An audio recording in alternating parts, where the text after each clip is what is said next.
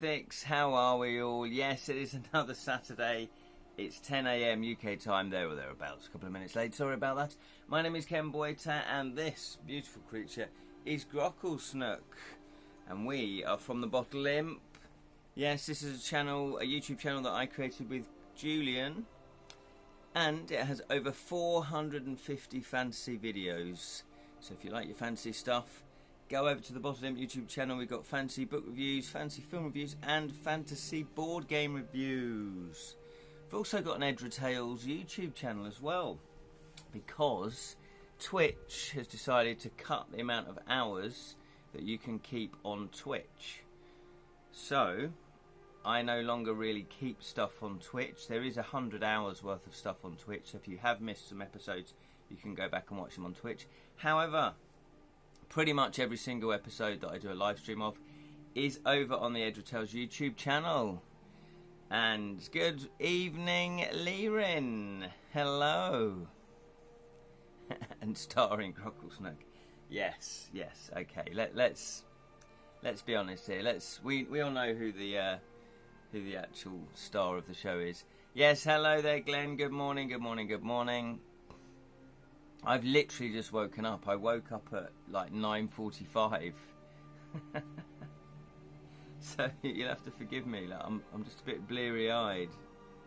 It really is bleary-eyed mornings. Hello, Spellsing. Good to see you. Spellsing is cat emoji. Sort of chatting. Hey, Ken. Hi, chat. I hope all are well. Apologies for missing Portal of Chaos. I caught up and like the sound of it. Yes, thank you very much. Yes. Yeah, we missed you, Spellsing. Portal of Chaos. It's good, isn't it? It's good. Now, this is, I think, their 5th one or their 4th one in the series. And they're good. They're proper books. You know, they're proper publisher. Just like a sort of, you know, I can imagine there'll be a generation of people, kids, that will be enjoying these just like my generation enjoyed the fighting fantasy books. My only thing is that with the other ones, I don't know, I seem to be more emotionally connected straight away. With this one, I wasn't as emotionally connected, but that aside, the writing is excellent. The illustrations, because you get 10 illustrations, they've actually each illustration is a puzzle as well. So I've put them all up in the Edra Tales Facebook group, because when we get to an illustration, that means you guys will be able to solve the puzzle. Glenn has put here, I've done pancakes. Ooh, you've done pancakes. Had your language lessons, and fairy cakes are in the oven. Next up, some cell sheet sketching. You're putting me to shame there, Glenn. I thought I did a lot. So you've made pancakes. That's impressive. It's not Pancake Day, is it? Or Shrove Tuesday, as they call it. Why is it? How do I know it's not that? Because it's Saturday. Yes, Loquacious is looking at me weirdly. You've done a language lesson. What language are you learning? Dothraki, Klingon, and yes, cell sheets. So yeah, Glenn has designed a fantastic game called Thunder Academy, and it's like Top Gun in space. So it's like a dueling with spaceships. You know, you're trying to, like, dogfights with spaceships. And he demoed it at UK Games and got very good response from it. I think he made a few tweaks to it. I'm not sure, like, after demoing it at UK Games. And now he's putting it out, pitching it to publishers. And what have we got here? Oh, I meant staring. Yeah, I struggle with staring and starring. I get those confused when I see them written down and when I try to spell them. One's got 2 R's and one's got 1 R, and I always forget which is which. So yes, he is staring right directly at me, isn't he? He's a bit, I don't know. I think he's all right. Loquacious, unblinking eyes are like hypnotic abyss. Hang on. that draws you in like a tempting death trap dungeon. Yes, yeah, he's got a few magical powers that I don't tend to mess with. Spelsing has put it, I may get them for my kids, start them off in the world of Gamebook Heaven. Absolutely. Yeah, I would recommend, yeah, kids would be able to play with this. You might have to play it with them. I think on their website they've put that they're for 8 up. But, you know, like all good game books, they're for kids. But there's death in it, and there's people dying, and, you know, it's like, oh, okay. But when we were kids, we read that. We liked it. We liked the fact, you know, imagine reading Death Trap Dungeon and you're 12 years old. It'd be fantastic. Oh, and Jonathan's here as well. Hello, Jonathan. Good morning, sir. On the rum already, I see. I don't know. I can't see. Can I? Glenn's put it, my daughter's 3rd birthday. Oh, happy birthday to Romanian. To Romania. Is that the name of your child? No. Romanian? I've missed something here. Sorry. Oh, it's the language. Yeah, of course. See, I've only just woken up, so I might ask a question to you guys, and then, you know, literally 30 seconds I've forgotten. You'll have answered and I've forgotten that you've done that.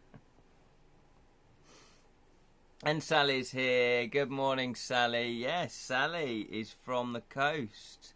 Sally snuck away on holiday with her kids without me. Without me. She's left me in the dungeon with Grocklesnook. She's enjoying the sun. I hope you feel happy with yourself, Sally. I can confirm that you get those mixed up, yes. As Sally is my chief proofreader. But your daughter's 3rd birthday. Happy birthday to Glenn's daughter. Who, Glenn and I had a video call last night talking about game design and stuff like that. And his daughter, who's adorable, kept sort of coming in and going, hello, hello. Because that's how she sounds. Hello. She's like, how old is she? 4 or 5? She's tiny. Tiny. And I thought, I've known Glenn for a while now. I should really know the name of his daughter, but I don't. And then I was going to ask, but I didn't. I'm a bloke. We don't need to know that sort of stuff. Lee Rins, but happy birthday to little lady. Good afternoon, John and Sally. What's this? Sips fruit and vegetable juice. Oh, lovely. Fruit and vegetable juice. Yeah. I was going to say, I've got some ciders in the fridge, but it's a little bit too early for that. I've literally just woken up. Jonathan's put it, Sally's gone on holiday during half term. During term time. Yeah, it's term time still. Yeah. Well, oh, there you go. I was just about to say, but Sally will explain it. Sally will explain all. Maria, that's it. Aqua Maria. From Stingray. Stingray. Little Maria. Maria. She's adorable. Yeah, so Sally's put, oh, just for 2 nights, as well done for my daughter, finishing her exams, plus I have a stack of year 12 exams waiting for me on Sunday when I get back. That's better. You don't get off scot-free, Sally.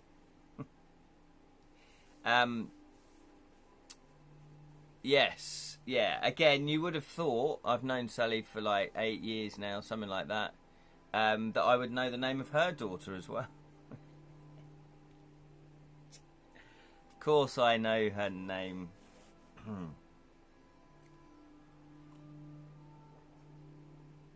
Yeah, fantastic, not so fantastic. That's the thing. I mean, teachers, well, you know, Jonathan was a teacher.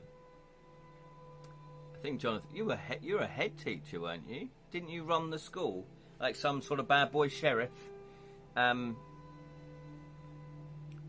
Yeah, they're crazy amount of work. It's ridiculous. I mean, they get paid reasonably well, and, you know, you can get add-ons, like if you're head of department or head of year, or... But it's a lot of work. Formerly fat folks. What? Formerly fat formerly fat folks have to watch what we have for dinner. Oh, I see. Have more vitamins than hearty suppers. Yeah. One wrong step and it's straight back to Chubbyville. Guilt trip country. Oh, bless you, Lerin. Bless you. Yeah. I put on a bit of weight. Well, I had put on a bit of weight. And then I got this virus thing where I then just suffered a bloated tummy for it. For like 2 years I've had this bloated tummy. And then at the UK Games Expo, and for a long time I hadn't really eaten breakfast, but I had lunch and dinner. But then the UK Games Expo swung around. I just wasn't hungry, so I wasn't eating during the day, and I ate in the evenings, and I didn't feel bloated. So I'm now sort of fasting to try and reset my gut. This is definitely ramblings. We are definitely rambling today. Yeah, Jonathan was deputy head, but acting head for 2 months. Oh, I see. Yeah. And then they just asked you to leave, did they? You're a great deputy, Jonathan, but can you just clear your desk out? No, wow. Yeah, that's a lot of responsibility, though. That is huge responsibility. Yeah, so I'm slowly losing the weight again because I think my gut bio stuff, all the germs, all the stuff has sorted itself out, I think. So I'm slowly losing weight again. Sally's burn, I bet you really miss it. Thank you, Ken. That is more than welcome, Lirin. Fasting is good. Yeah, it's weird because, well, I've accidentally fallen into that. And it does seem to have been benefiting me. But I'm not, I don't know if I'm doing it right or anything. I'm just having a main meal when in the evening. And the main meal is relatively healthy. It is proper cooking from scratch. So, fingers crossed it's going in the right direction. Down. Away. I tend to only have one main meal oh, right, really? Well, there you go. There you go, Glenn. Yeah. It's funny, isn't it? Because a lot of our, human life has changed in the last 200, 300 years. I'm assuming a lot of us are less physical than we once were. So we would be, a lot of us aren't necessarily doing labour work. There's still obviously people that do that. So do we really still need 3 meals a day? Whereas if you're working on a farm, hell yeah, you do. You're burning a lot of calories. So maybe that's something to do with that. Don't know. So I'm sort of eating when I'm hungry, but it's normally just I'll have a main meal at night, and then if I get a little bit hungry later, or as a little reward, I might have a bowl of Rice Krispies. Woo, bowl of Rice Krispies. Anyway, so there we go. Yeah, I've sort of started to wake up a bit. But Glenn and I, so let's talk. Glenn and I, Glenn very kindly helped me out last night because I have my murder at the Royal, my murder mystery game, Devilish Deaths. Where's the branding? Let's show you the branding. There it is. The branding. There it is. Devilish Deaths. It is a complete game. I've play tested it loads. Longevity is linked to fasting, I think. Oh, is it? Do the yogis fast? I don't know why I said that. Snap, crackle and pop. Absolutely. Absolutely. On a happier note, says Lirin, just found out the folks who made Wallace and Gromit have also made Chicken Run 2. Yeah, absolutely. They are. There is a Chicken Run 2 coming out, isn't there? Or have they already done that? I never know. Yeah. No, I think it's coming out, isn't it? They're so good. Wallace and Gromit are brilliant. Wallace and Gromit, for me, really sums up British sense of humour and British don't know, just Britishness. Because when I was a kid, the first Wallace and Gromits came out, but we'd already had a character called Morph that was in an art program called Take Art, or Tony Hart. It was an artist called Tony Hart who taught kids how to do art. You know, each week his program was like, oh, and you can do this, and you take some old bottles and do this. And it was a great program, and they had a little character called Morph that was made out of plasticine, basically. And it was the guy's Aardman. It was him. It was Nick Park behind all of that. I think it was Nick Park, but anyway, it's certainly Aardman. Yeah, I'm sure it's Nick Park. And then there was also these adverts where they had little creatures talking like they're humans. Yeah, and it was really brilliant. And then out of that became another program called Creature Comforts, which again had all these creatures, but they're talking like they're humans. And the way they recorded it is they didn't get actors to do the words. They got normal, real people, you know, real people. And so it's really authentic. So they would just go in and ask them various questions. And they go, oh, all the weather. Oh, don't get me started on the weather. Oh, honestly, it's shocking. Yeah, it's shocking. You know, and it's really good. Really. So if you ever get to see Creature Comforts, I'd totally recommend that if you like Wallace and Gromit. Oh, it came out over here last year. Oh, so it's already been out. Oh, I see. Oh, I missed that. Jonathan's, yeah, but it's been out a while. Ah, good old Tony Hart. Spell Sing remembers Tony Hart. Yeah, they did do one. So there was a program before with Tony Hart in it about, it was art. I can't remember what it was called, but it was also for the deaf. So it was very much geared up for deaf children, and so you had sign language and stuff like that. But you also had this little creature that zoinged about. I don't know if you remember that one. Lee Rins, but I remember everyone roaring in laughter 27 years ago. In the cinemas during Chicken Run 1 with Mel Gibson Rooster. Flew through the air shouting freedom like Wallace and Gromit. Yes, like William Wallace. Like Wallace from Wallace of Gromit in Braveheart. Vision On, there you go, Jonathan. Yeah, Vision On. So I've got really vague memories, early memories of watching Vision On. But there was just that thing. It was really funny. I used to go, oh my God, that's amazing.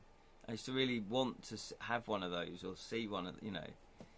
I don't think it was in the cinema. I think it was on Netflix. Oh, is it? Oh, okay. Yeah. It's a shame. Oh, yeah, Trapdoor. Trapdoor. Don't you look under that trapdoor. Or something like that. Yeah, Trapdoor's brilliant. Used to run home from school to catch it, yeah. Trapdoor was amazing. Was that Willie Rushton as well? The voice actor? Or the sort of actor? Jonathan's put here, the creature was the words Vision On reflected and rotated 45 degrees. Yes, because the logo, wasn't it? The logo, yeah, it was sort of mirrored, wasn't it? It was sort of like that. And then it had like little feet. Yeah, I remember that, yeah. Love my Gumby. Gumby? What's Gumby? Don't know Gumby. Oh, Jonathan's put the link, presumably to Vision On. Yeah, check out Vision On. It was a really groundbreaking program. So, yeah,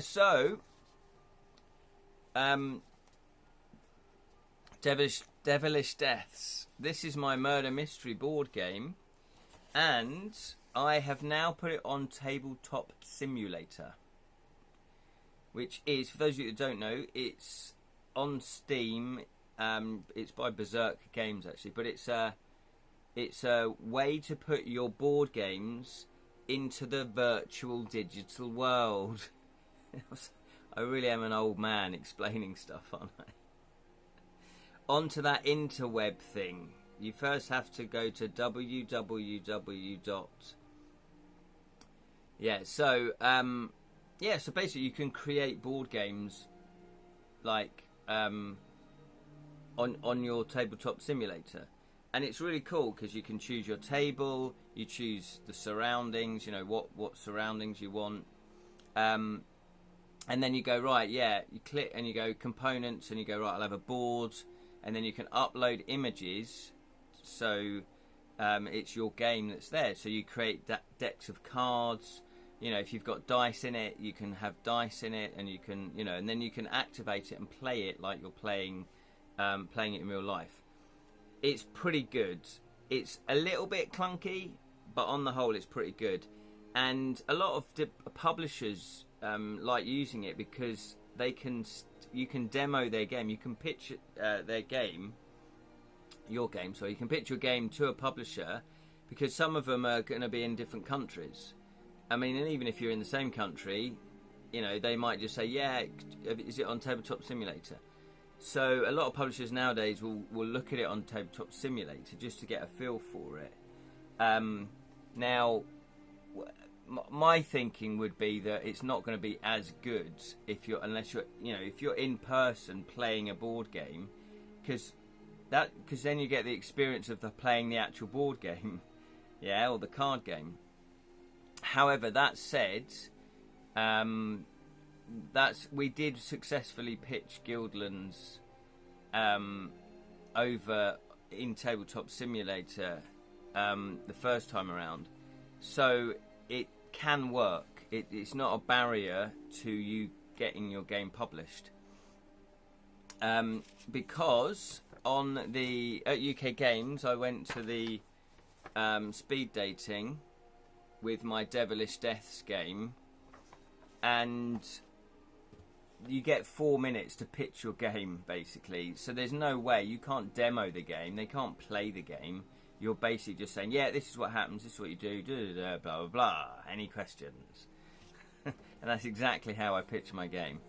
I literally just went, blah, blah, blah, blah, like that. And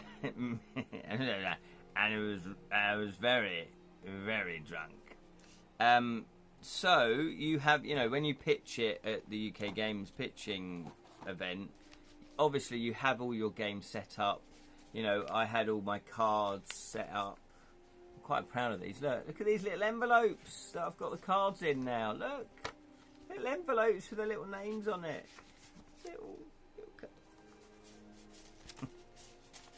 So you'd have all your games set up and then you would just show them. So I did have a couple of people say that they are interested, and they asked if it was on Tabletop Simulator. So I said, well, it's halfway through, which, you know, it was a slight white lie, because I just started to think about it. I got all the artwork ready. I hadn't actually put it up on Tabletop Simulator. So I have now done that. And last night, Glenn very kindly came into the room, the Tabletop Simulator room, and play tested it with me in terms of just to see if all the bits moved around, you know, that nothing was broken. So you know, when I send it out to people to say, yeah, it's ready to play on Tabletop Simulator if you would like, and if some publishers say yes, then obviously I wanted it all to work. I didn't want to be in that pitch meeting where it's like, oh, sorry, can you just hang on a minute? I've got to reload the cards, or I've got to change that token, or I've got, you know, I don't want that. I want it just to be absolutely working perfectly. So at least then there's nothing that's going to potentially get in the way of a good pitch. Does that make sense? Apart from myself, obviously. So that's what I've been working on since I came back from UK Games. Friday the 30th of May. Okay, so it's only been a couple of weeks. Oh, that's good. Okay, so it's been 20 days. It's been about 2 weeks. Okay, that's not too bad. So my next step is to send it off, because I have got some interest. So, like the muffled. Hang on, say that again. Like the muffled adults from the Snoopy Peanuts cartoon. Well, yeah, exactly like that, Lee Rin. I love Peanuts. I love Snoopy. Yeah, when they're in class, and it's just the teacher that goes, and they're all just sitting there in their desk. That to me is brilliant, because as a kid, a lot of the time with adults, you don't know what the hell they're talking about. You know, it is like a different language, because they're obviously potentially saying longer words, or words that you don't understand, that you just, as a kid, you just haven't come across yet, or you don't understand, or you're just going, so to me that really encapsulates that sort of feeling of being a kid, and just adults going, brilliant. So I'm going to be sending it off to some publishers. Play to Z is one of them. Now, that has just been set up by a group of professionals, industry professionals, including Zeph Slaginger. I can't pronounce his name. I'll just call him Zeph. And he was the guy that set up Z-Man Games. Now, I've had dealings before with Zeph, because he actually commissioned Guildlands. He was the one that took on Guildlands, but for WizKids. And then it didn't work out, so we took the game back again, and we pitched it to Cheatwell and Outset Media.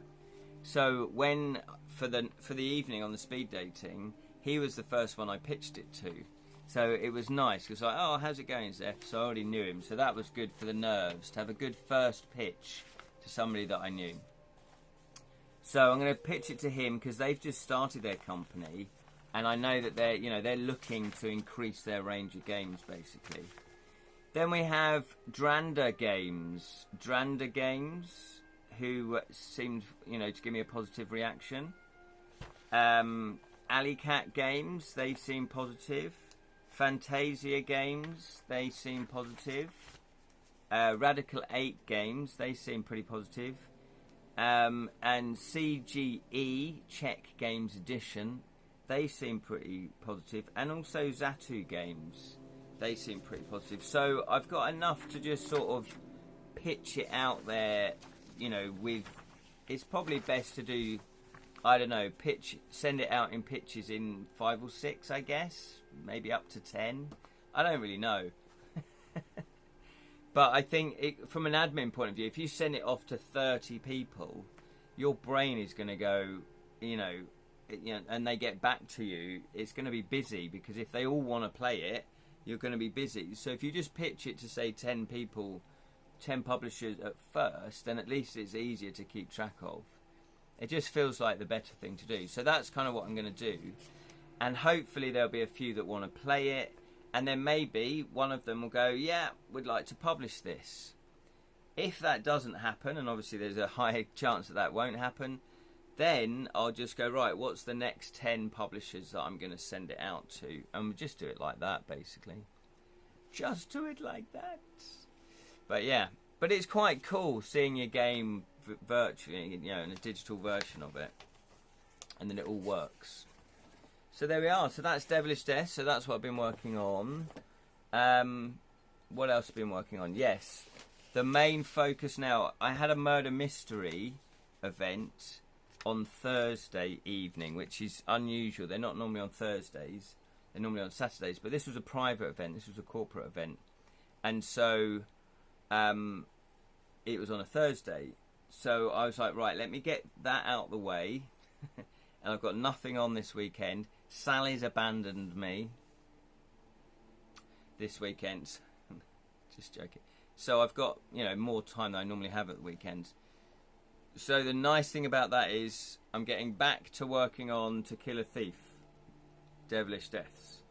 I'm gonna aim to, because my next stage that I'm doing is the illustrations on Lino. So I'm working on that. So I'm going to be cracking through the illustrations. Glenn has put, are you making the mod public or keeping it private? That's a good question. What do you think? What do you think? I don't know. What do you think? What's the benefits for making it public? You made yours public. Okay. Can people contact you to leave feedback, or how does it work? And also, if I'm not running the server, surely it can't work. How's it work? It gives it more chance of being played and given feedback. Yeah, okay. But how do you do that? Do you have to? I don't quite know how you do that. Oh yeah. At the beginning it says, do you want it private or public? But don't you have to keep it? Yeah, blind testing. Yeah, that's a good point. Yeah, blind testing's good. But don't you have to? Don't you have to have like it running all the time, or is everything on their servers? Yeah. Okay. Maybe I should put it public. Yeah. Maybe I should put it public. Maybe I could put it public and then just put a notice out that it's done. Nah. Save all of the servers and set mod to public. Yeah. So when I uploaded all the stuff, I uploaded it to their servers. You know, to the cloud. Because that's how you, when you joined, that's how you saw all the cards. So it's all saved up anyway. So all I have to do is just change it from private to public, and then even if my computer's not on, it's using their server, isn't it? Okay, that works. Yes, so we're getting back now. The focus is now swinging back to Killer Thief. True. Okay, fantastic. Yeah, maybe I'll try that. Blind testing, that's a good point. Because I now have put the rule book in there as a PDF. So, if they can work it out. So, yeah, it's To Kill a Thief. So, Sally has carrying on with the proofreading. While Sally's doing that, and people are carrying on with the play testing. Julian's carrying on with the play testing. And a few others, I think, possibly. But I think the people that have play tested it that are going to give me feedback, they've already done it.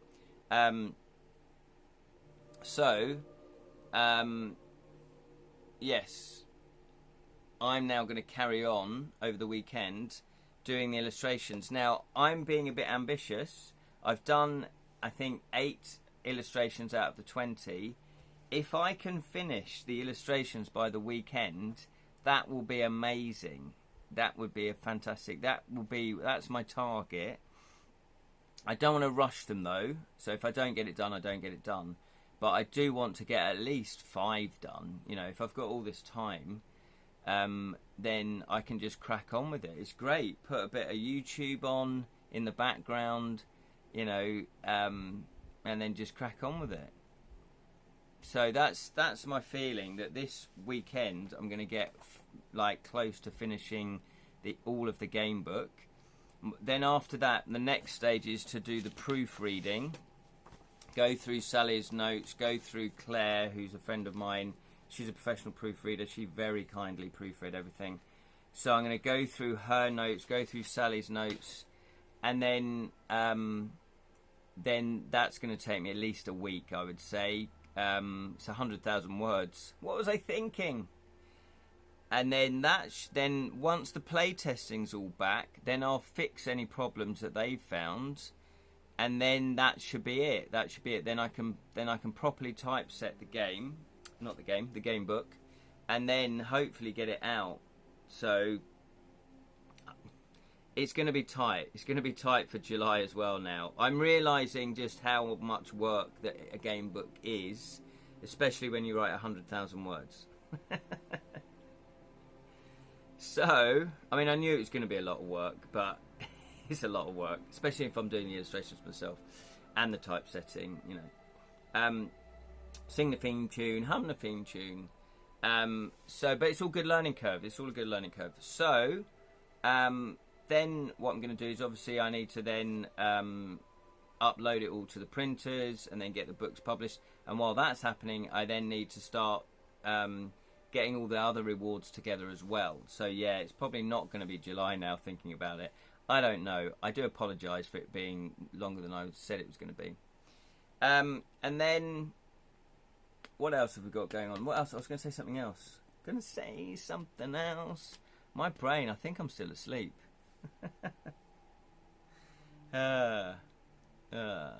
Jonathan, oh, that was it I was going to say. But Jonathan, how's your Shakespeare versus Cthulhu coming along? feel like you've finished writing that, haven't you?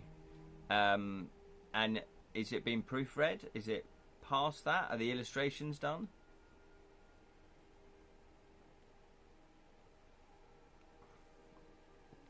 Because the next bit for me, so once I've got mine done, okay,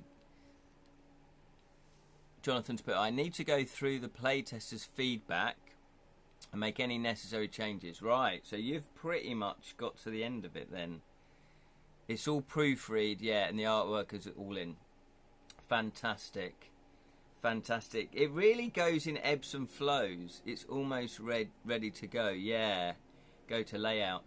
It looks like I mean, from my experience now, just one experience of doing this, it goes in ebbs and flows, doesn't it? You can make really good progress, and then it's like, oh, no, I'm really good progress. Because that's how I feel like with yours, you know, tracking your progress. There was a period where you couldn't work on it for other commitments, and then now you're focusing it back again. I've been delayed making the finishing touches to another book, yeah, and promoting the Tides of Intimacy. Yeah, exactly. So it's kind of like, you know, you're juggling, say, 3 or 4 projects, which I feel if you're a creator, that's fair enough, because if you're trying to earn money from your projects, you can't really put all your eggs in one basket, because it might go wrong. So you kind of go, right, well, while I'm waiting for that to be proofread, I can be getting on with this project. And while that's being play tested, I'm going to work on this project. And obviously, like, Jonathan gets commissioned to write game books. So if someone comes in and says, can you write us a game book? It's very hard for Jonathan, unless it's a really rubbish brand, you know. But it'd be very hard for Jonathan to say no, because someone's asked Jonathan to write it. I would imagine, you know, if someone commissions you, you're like, yeah, great, yes, please. And therefore, you've got that slight dilemma, or it's maybe not a dilemma, where you go, okay, that's now got to be the priority because I'm being paid by that company, and I don't want to let that company down because my reputation is on the line. But equally, you've got your own Kickstarter. Yeah, Jonathan said, yep. You've got your own Kickstarter that you then obviously need to work on. So you've only got yourself to blame, Jonathan. No, but that's what I do. I sort of go, right, that game, say that game's out for playtesting now. Oh, I've got another idea for a game. Let's do that. Do you see what I mean? So it's like, I think it's just the nature of being creative, isn't it? However, in the future, I would prefer to write the next Ace game up before running the Kickstarter. Yes. Well, that's what I do recommend that. I think I'm going to try and do that, because with the first Story Spark cards that Rich and I did, we did all of the stuff before we launched the Kickstarter, and you know what? It was great. Because you go, right, we've got it all done. As soon as the Kickstarter funded, I was like, brilliant.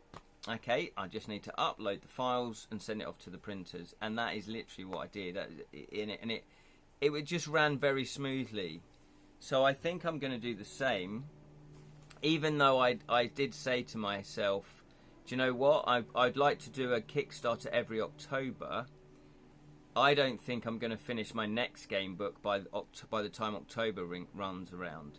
So I'm going to have to look after this Kickstarter. I'm going to have to wait and see.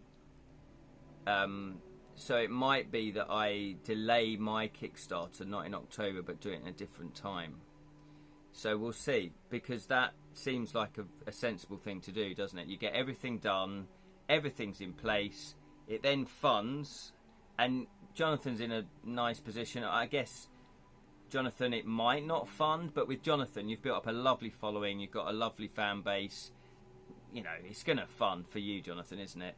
For me, it's still a little bit touch and go because I'm new to all of this, relatively unknown. So my next one might not fund. I hope it does, but I've still got to be wary of that. But if I've written the game book, then, you know, there's nothing to stop me just putting it out. You know, if the Kickstarter doesn't work, just putting it out onto Kindle anyway. Not onto Kindle, well, Kindle, but also Amazon print on demand. Yes, there's always the risk that it won't, but I'm optimistic. Yeah, But as I say, Jonathan, you've built up your fan base, so I doubt very much it won't fund, unless you then go, right, we want to raise 50 grand, and you've like doubled what you wanted to raise, which I don't know would be a great idea.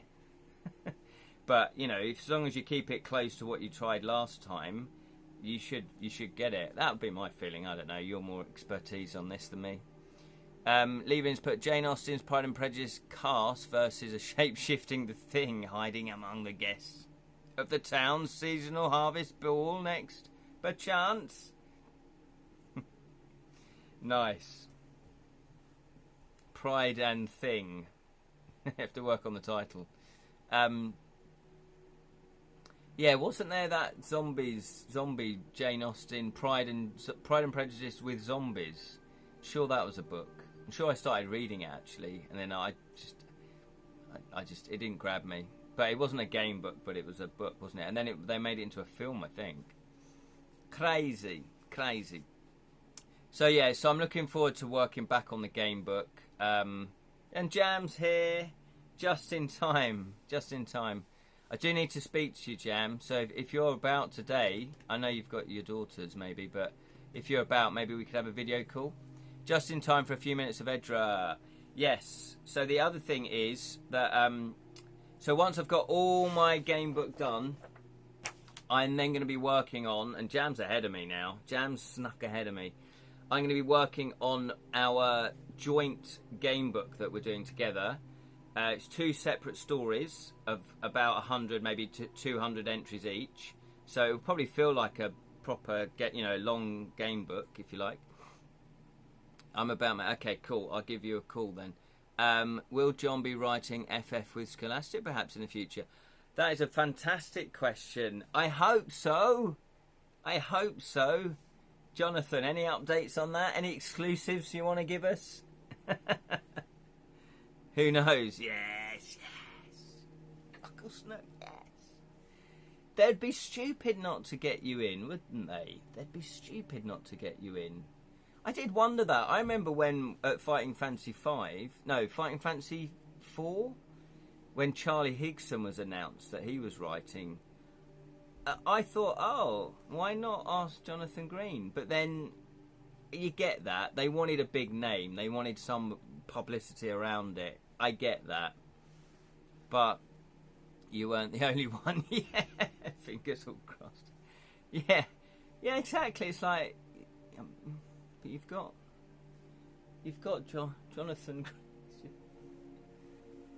I don't mean me. Right? Yes. Yeah. No. Absolutely. But I kind of get it, because if you want to publicity is the hardest thing, I think. Maybe you're trying to publicise, the reprinting of a Fighting Fantasy series. Oh, let's get famous people to write some, or not famous, but known people. I can imagine them going, oh, let's ask David Walliams.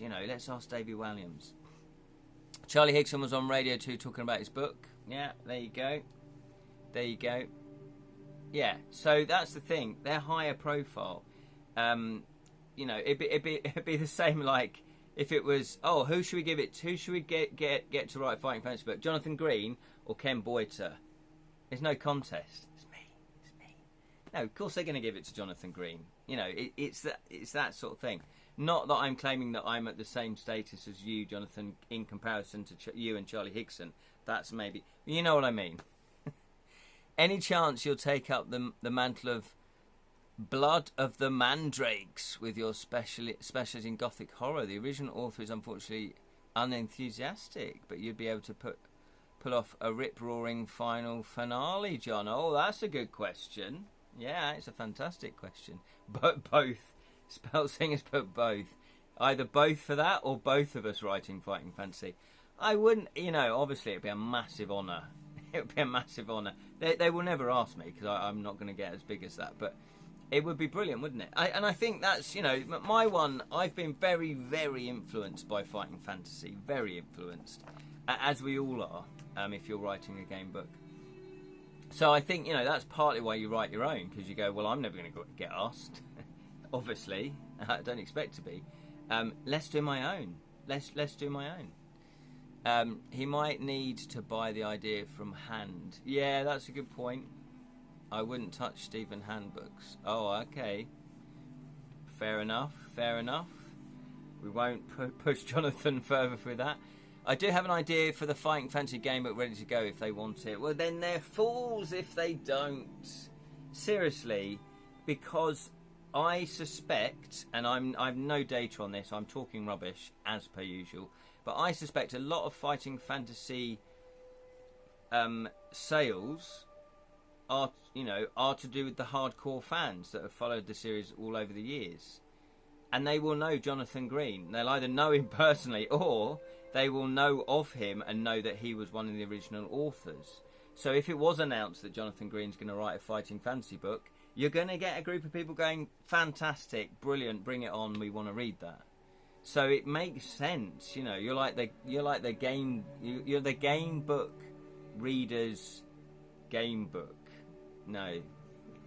You're the actor's actor. That's what I'm trying to get at. You're the game book writer's writer.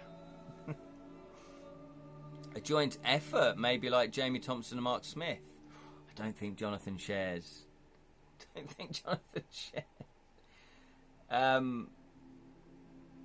I have a cool one too, but what are the odds? Yeah, I know, Jam. Who knows? I mean, you have had a lot more game books out than me, so you're further up the pecking line. This is going to sound like an ego trip, but do it anyway, Jonathan. Why not? Some people, not me, have suggested that if I hadn't written You Are the Hero, Fighting Fantasy might not be going. That, well, I could understand that. I've co-written books with both Steve Jackson and... Oh yeah, of course you have, Jonathan. Just joking. And Mark Gascoigne. Yes. Yeah. But of course, yes. Yeah, no, of course. I'm just teasing. So, You Are the Hero. Yeah. Now that, I think, though, I would agree. I think that's a very valid point. That's a very valid point. Because we're at the age now where there's the nostalgia trip. So there's loads of people in our generation that are going, oh yeah, I remember Talisman. Oh yeah, I remember Hero Quest. Oh yeah, I remember Fighting Fantasy. Oh yeah, we used to play Dungeons and Dragons. Should we start that again? No, you can't play Dungeons and Dragons. Why is that? Well, I've got 17 kids now and a really busy job. So where am I going to find time? No wonder I played it as a kid. When I didn't have a care in the world. So, I think that would have tapped into a lot of people's nostalgia going, oh my god. And they probably went, oh, I think I've still got them in the loft. Yeah? So, I would say there's something in that. Definitely. Obviously, there's no way to measure that, but I would say there is. Yeah? Yeah. So, I think Scholastic would be stupid not to. You can't deny the feats, the fest helped as well. Yeah, absolutely. Brought many people together and some dreams come true. Absolutely. Yeah, again, another brilliant point from Jam there. The festivals, yes, they're not as big as UK Games, obviously, but then you're talking about one game book series. So the fact that it exists at all is amazing. Imagine if it would be amazing. Imagine if there was Ace Game Book Fest. It's a bit clunky in the title, but to have people come because of your books that you've written, I think is amazing. Any time anybody ever says to me, "Oh, with the Crooked Crown," or my books in the past, or the Story Spark cards, any one person that comes up and says, "I really enjoyed that, thank you," I am so grateful for that, because it's like, cheers, it's like, oh, I'm glad you enjoyed it. I've brought some joy into your life, and that's really humbling. So to have people come to an event, the first fest was a really glorified book launch for, yeah, but that doesn't matter, Jonathan. That's good. That's good. It just showed that people were still interested in it. You Are the Hero. It was a shock to me as I'd read Malcolm Barter had passed away in the 80s. Oh. If there weren't any more Fighting Fantasy, I would organise the interactive... Oh, yeah, Interactive Fiction Fest. Yeah, so it's then all game books. Yeah, which presumably would get a wider audience because it's, oh, I'm into Lone Wolf, or oh, I'm into Ace Game Books, or I'm into Savage Realms. You know, you'd go, or the Osborne ones. You know, you go, oh, I love these, and then yeah, you'd have maybe the different publishers all there. You know, so yeah, that would be a bigger festival presumably, but you know. Secrets of Salaman by Green and Jackson was tip top. Yeah, absolutely. Yeah, we live streamed that. Yeah, that was great. Says Spell Sing. Lee Rins put, I never thought would live to see the day when books and films we loved to be talked of as old. I know, old is in classics. In the same breath as Catcher in the Rye and Sound of Music when we were kids. Yeah, that's a fantastic point, Lee Rin. Fighting Fancy's linked to our joyful Generation XY's childhood. Yeah, absolutely. As a kid, you have no concept that you're ever going to grow up. Life is a perpetual summer holiday. Oh, I want to get that on my t-shirt. That sounds like a Snoopy quote. Life is a perpetual summer holiday. And then, yeah, as you grow older, you forget. You know, I kind of forgot about Talisman, forgot about Fighting Fancy, forgot. And then it was only when I was maybe late 20s that me and my friend went, have you still got your Talisman? I went, yeah, I've got mine, second edition. He had the first edition. And we went, oh, God, yeah, well, let's play it. And we played it. We got loads of beers in. We got pizzas. We made a whole day of it. It was great fun. It was really good fun. And then we did, like, regular Talisman games. And also, that's when I started to get back into, you know, fantasy stuff from my childhood. We'd started the Bottled Imp, and so it was perfect timing. It all came together beautifully. And that's when I got back into Fighting Fantasy and game books in general. Definitely a bigger headache. Yeah. Well, maybe you'd need a committee of people, Jonathan, to help you actually organise it, rather than just you sort of presumably doing everything behind the scenes, and then you get help on the day. International Game Book Day is a lovely touch. Yeah, that is a good one. Was that, Jonathan? Did you start that as well? There is one review on Amazon where the reviewer had clearly worked out who wrote which bits of... Oh, really? That is hardcore fandom. That is hardcore fandom for you. They could work it out. Brilliant.Ere they close? So Jonathan's put yes. I'm assuming to yes you'd have a committee of people. Yeah, that would be great. I mean, if you're busy enough as it is, Jonathan. I know, that's it. We come up with all these good ideas. You know, we're getting long in the tooth when Marty McFly, I don't want to read this. I don't want to carry on read this. Totally radical guitar playing and skateboard is now considered old school. I know. Yeah.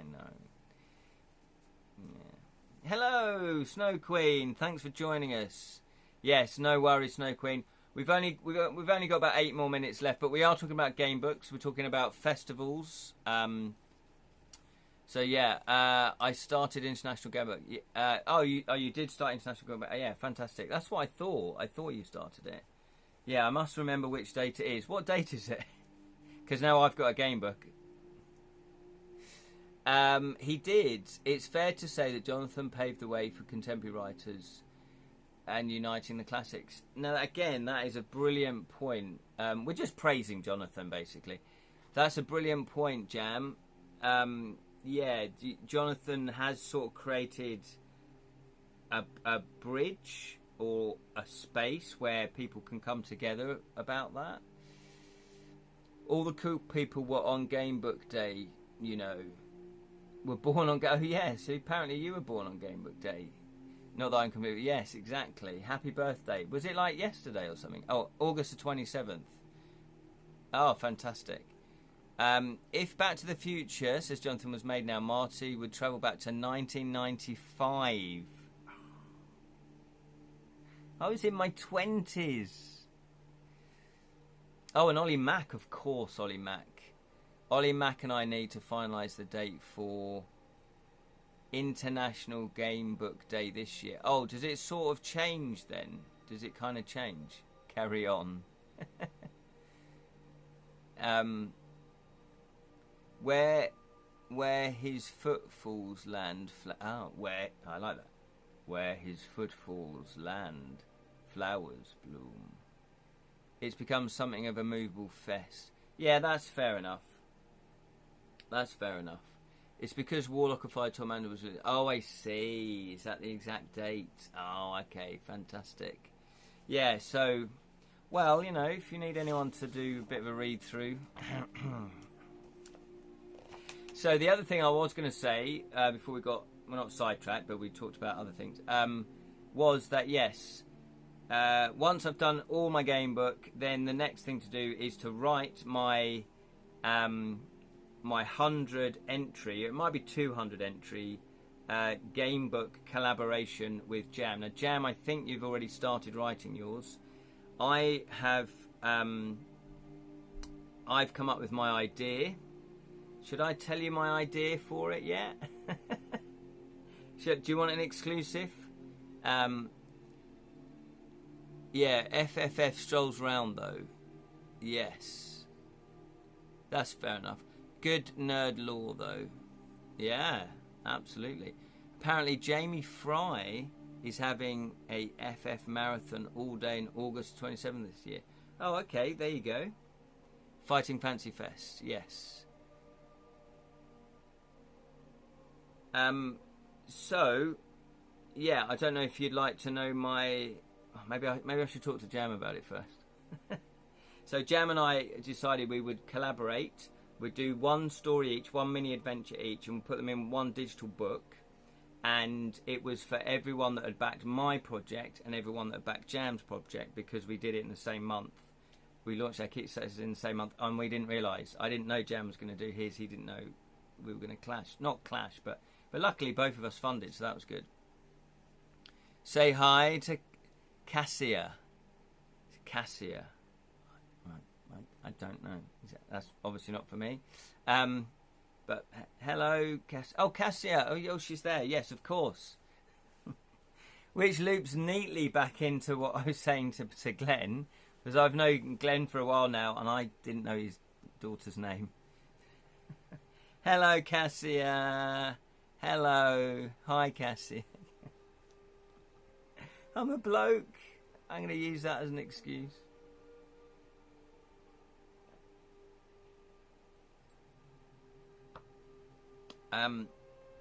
So yes, so that's the next stage. So I've got a lot to get on with, but I'm really excited again because I really do love doing my illustrations and cutting them out on lino. It's really satisfying. It's really satisfying. So that's what I'm going to be doing all weekend, just doing the illustrations, get them finished. Meow Cassia. Meow Cassia. So there we are. Thank you so much for watching. I do appreciate it. It's nice just to have these sort of drop-in chats. And obviously, if you would like to talk about anything next time, you know, just put in the comments. Ask me questions. Ask other people questions. Appreciate your time as always, fella. No worries. I appreciate yours. Thank you very much. So yeah, and thanks to Jonathan for fielding questions about his game books and Fighting Fantasy and things like that. So that's fantastic. So thank you very much, Spellsing. Thank you, Lirin. Thank you, Jonathan. Thank you, Jam. Thank you, Snow Queen. Thank you, Sally. Thank you. Have I missed anyone else? Thank you, Glenn. Of course, Glenn. Thank you, Lirin. I've already done Lirin. I've got 10 viewers. Sally, of course. Thank you, Sally. Yes, have a lovely week. She's saying hi. Oh, hello, Cassie. Thank you. Thank you. Right adventures, everyone. If such is your want. Yes, exactly. Always stay creative. Have a lovely weekend. No worries, I'm off to trim the hedge. Hopefully that's not a euphemism, Jonathan. Right then. I'm such a child, aren't I? Such a child. Next live stream, we're going to do part 2 of Portal of Chaos. I'm classy, so I'm chainsawing trees. I don't need those images, guys. Okay, Portal of Chaos, part 2 by Simon Thudhope. We're going to do that Wednesday, 7 PM UK time. Join us there for your, I was going to say Fighting Fantasy, for your game book fix. Be thankful I didn't say I'm off to trim my bush. I know, it was close to the knuckle. No, stop it. Right, it's been a while. Let's get out of here before we get banned off of Twitch. Thank you to Grocklesnook as well. Take care. It's lovely to chat to you all again. Lovely to spend Saturday morning with you guys. And I will see you Wednesday, 7 p.m. UK time. Take care. Oh, Martha. Let's say hello to Martha, even though she hasn't watched. But hello, Martha, if you're watching this back. Take care. Bye-bye. Enjoy the sun.